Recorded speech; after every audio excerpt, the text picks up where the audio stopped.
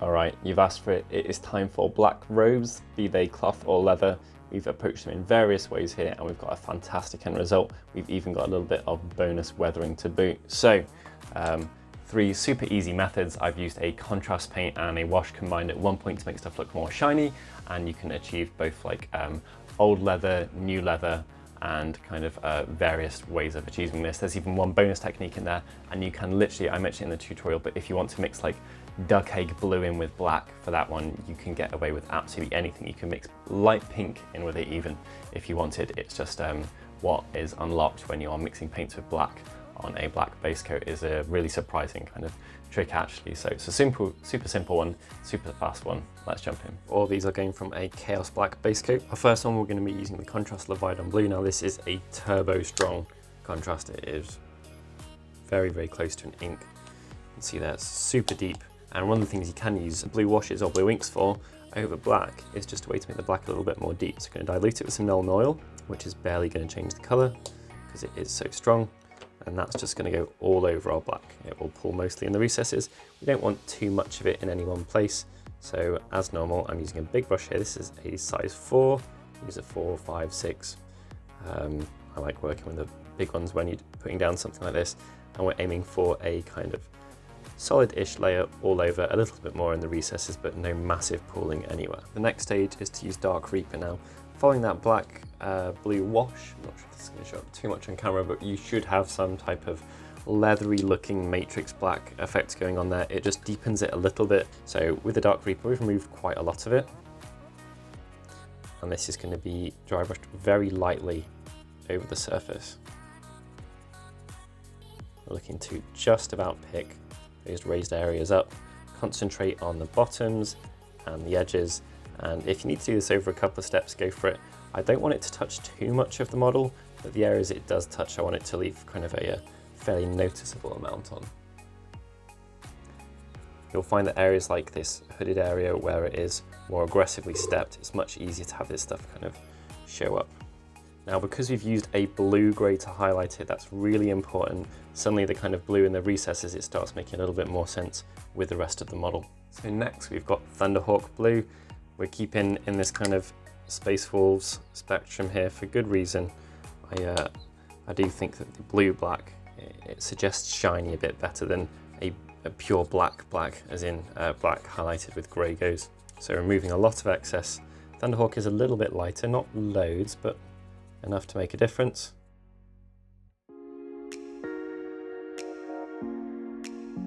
There we go. So there is our shiny leathery blue black. Now this one is going to be for a more kind of dry, older leather, the type that you could really imagine having a lot of wear and tear on, or indeed on just a really worn cloth. Now, if you want your black cloth to look really old, it's going to end up being dark grey. So you could start from a dark grey base. I've base coated all of mine with Chaos Black, but it's entirely up to you.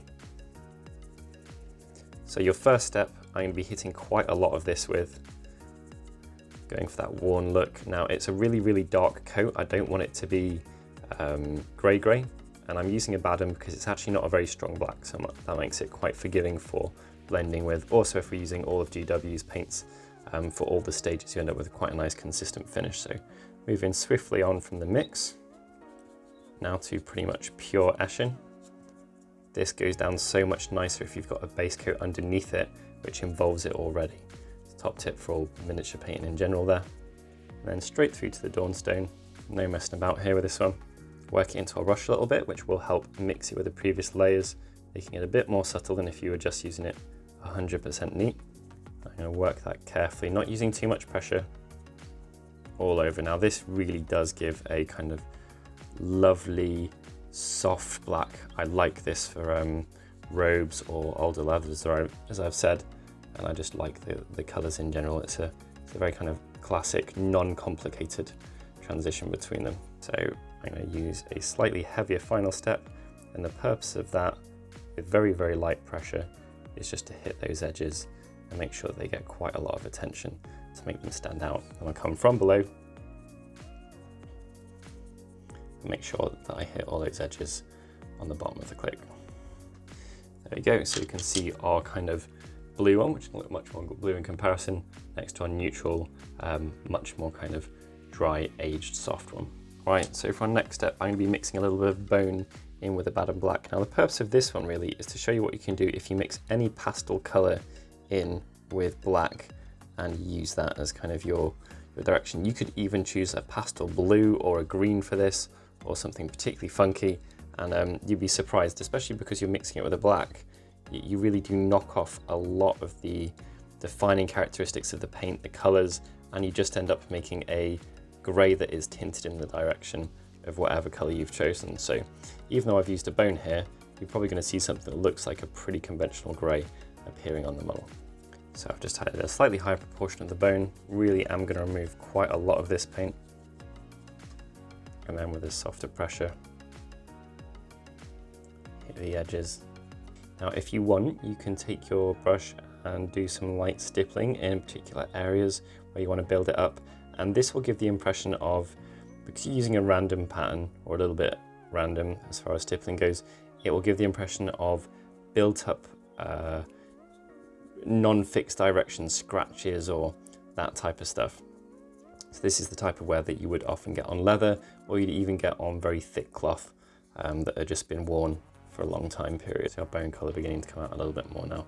But because we've just mixed it with black, the transition is way softer and more subtle than you'd think. Okay, now step to a slightly smaller brush, being our literal small, and I'm just going to show you what you can do if you want to add a little bit of wear and tear to the bottom of your cloak. So I've got some Doomball here, but you can use whatever brown you want. So what I'm going to do here is I'm basically going to use this close to a pigment.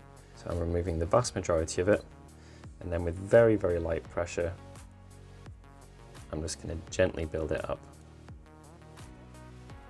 around the bottom of this cloak. So I'm going to jump right back to our other brush, and then what you could do there is just go over those raised areas again and hit them with whatever your final highlight was for your black in question, just to make sure that that was the color that was on the very, very edges. So rather than having to be super neat or try and not hit the raised areas or stuff like that, you can just jump back to your previous step and you get that lovely effect like that.